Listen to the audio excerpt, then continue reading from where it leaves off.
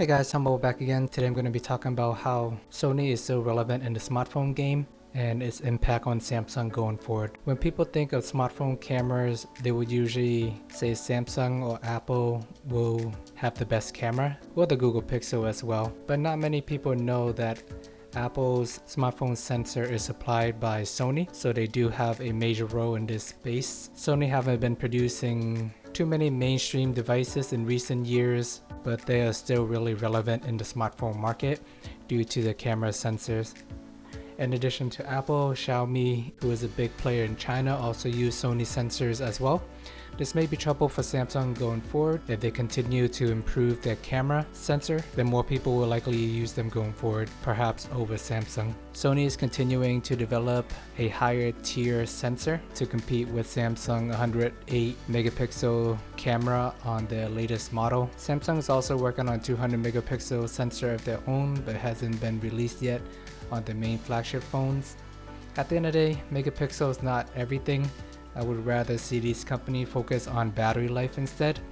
I'm not sure what Apple is doing with the latest chip and all their software, but their batteries are miles ahead of what quote-unquote best Android phone have to offer. I know all the hardcore fans love the high specs and will buy them just for the bragging rights, but for the most part, not a lot of people will buy these super high spec for cameras, especially if the phone is pricing over $1,200.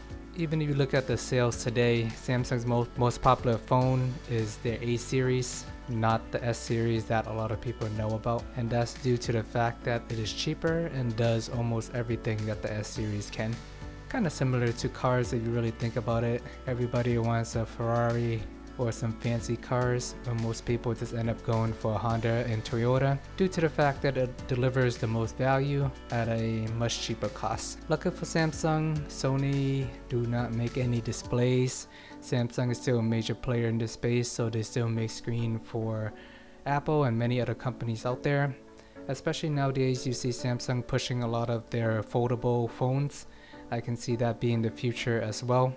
So far, only Motorola and maybe a few other smaller players have attempted to push out these folding phones, but I think more players will join them down the line, and Samsung will continue to dominate the space.